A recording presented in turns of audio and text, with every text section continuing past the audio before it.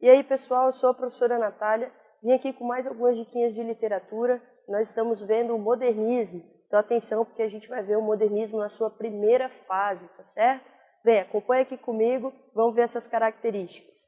Bom, principais propostas da fase chamada de heróica. Essa fase é chamada de heróica, gente, porque ela vem com tudo, ela é exagerada, né? É a fase que começa na semana de 22 e vai oficialmente até 28, quando começa a segunda fase, embora a segunda fase seja chamada de geração de 30, certo? Bom, essa primeira fase do modernismo é associada à busca pela renovação das artes. Essa é uma palavra que você deve guardar, negando o passadismo e o tradicionalismo artístico, né? Agora me diz, quem é que representa o passadismo e o tradicionalismo? Responde aí, porque eu já vou botar a resposta. Parnasianismo. Ou seja, o modernismo se opõe à arte estética do parnasianismo, que defendia, acima de tudo, a forma e queria um rebuscamento formal, um rebuscamento da linguagem, acima até da preocupação com o tema, certo? Agora, o modernismo da primeira fase vai se preocupar com a liberdade formal, quebra de regras sintáticas e diversificação. Isso quer dizer o quê? Nós vamos ter muitos versos livres e brancos. Versos livres, aqueles que não seguem uma regularidade métrica, e brancos, aqueles que não têm uma rima, né? Linguagem acessível e popular. Então, lembrem-se, coloquialidade, certo? Aqui a gente vai usar uma linguagem do dia a dia. Na verdade, tudo que é cotidiano, olha aqui, aparece no modernismo de forma bem crítica também, né? Porque aqui a gente vai ter o nacionalismo crítico, diferente do nacionalismo romântico. Isso aqui do romantismo, né? É bem diferente. Então, guardem aí com vocês que o romantismo tinha uma ideia de idealização, enquanto o nacionalismo dessa primeira fase é um nacionalismo que critica, que traz a realidade social de uma forma bem irreverente também, certo?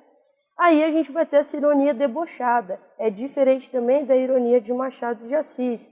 Machado, que faz uma ironia bem fina, uma ironia mais rebuscada, intertextualizada. Essa ironia aqui não, essa ironia debochada está na nossa cara, está falando com a gente e a gente percebe, tá? Aqui os manifestos, vamos falar já já deles. Poema pílula e poema piada. O poema piada transforma uma piada em poema, um poema em piada, né? Esse tom irreverente mesmo. O que eu gosto muito é do poema pílula. O meu favorito, quem já teve aula aí sabe que é o Amor, Humor, de Oswald de Andrade. Amor é o título, humor é o único verso, a única estrofe, a única palavra, certo? E ele consegue dizer com isso aqui o seguinte: com duas palavras eu falo muito mais do que um parnasiano, com todo o seu cuidado com a forma, né? Então isso aqui acaba sendo até uma crítica ao parnasianismo, que cuidou tanto da forma, né? As críticas polêmicas justamente em relação ao parnasianismo, que em 1924 era considerado ainda a principal escola do Brasil, tá bom? Então fiquem aí com essas características, vamos agora para os principais autores. Em destaque estão Oswald de Andrade, que escreveu o Manifesto Pau-Brasil, é um manifesto que já traz a brasilidade, né, a questão do nacionalismo, e principalmente o Manifesto Antropófago.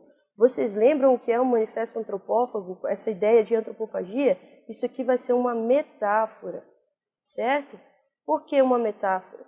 Porque ele diz que aqui, com o Manifesto Antropófago, você deve deglutir a arte estrangeira e transformá-la em algo brasileiro. Então ele quer aproveitar o que vem lá de fora, certo? Lembram da antropofagia? Aquele ritual dos índios de comerem carne humana, porque acreditavam que assim eles iriam deglutir a carne das outras pessoas e deglutir a virtude dessas pessoas junto com elas. Vocês lembram disso? É isso que Oswald está propondo. Você vai deglutir a virtude da arte estrangeira e, a partir disso, você vai ter uma arte brasileira com as virtudes de fora, certo? Vamos lá, então. Mário de Andrade. Mário de Andrade vai escrever Macunaíma. Macunaíma é o herói sem caráter. Sem caráter não quer dizer que ele não tenha tem um caráter ruim. Pode ser apenas que ele tem uma personalidade indefinida, certo? Isso aqui gera interpretações diversas. O importante é lembrar que o Macunaíma é o anti-herói brasileiro. A figura do indígena lá do romantismo, que é idealizada, aqui se desfaz, certo? Manuel Bandeira, que escreveu Carnaval e Libertinagem, certo? E ele diz, inicialmente, na verdade, ele produz uma obra parnasiana e simbolista e depois ele vai tematizar o cotidiano, a doença dele, a tuberculose, que o impediu, inclusive, de ir à Semana de Arte Moderna, ele estava numa crise na época. Usa bastante imagens brasileiras, trata da condição humana e da metalinguagem. Lembram da metalinguagem? Isso aqui é uma função da linguagem, a função que coloca em destaque o código. As funções caem todo ano na prova do Enem, tá bom? Agora, a morte, claro que está associada à doença, também aparece, tá certo?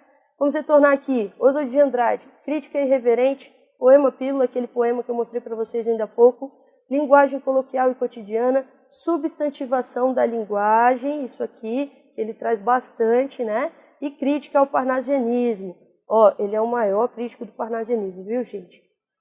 E Mário de Andrade trata em Macunaíma desse nacionalismo crítico, desse folclore brasileiro, usa os versos livres, né? Ele vai escrever Pauliceia Desvairada também, né?